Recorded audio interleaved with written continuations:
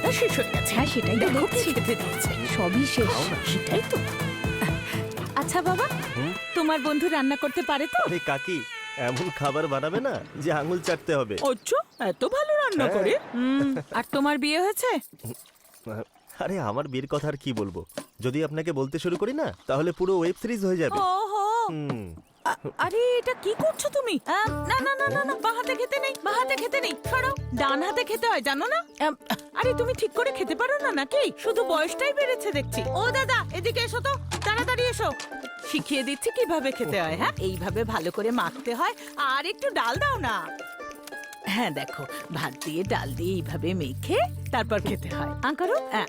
তোমার বয়সে এইভাবেই খেতাম। হ্যাঁ করো। আর একটু খাওয়াবো?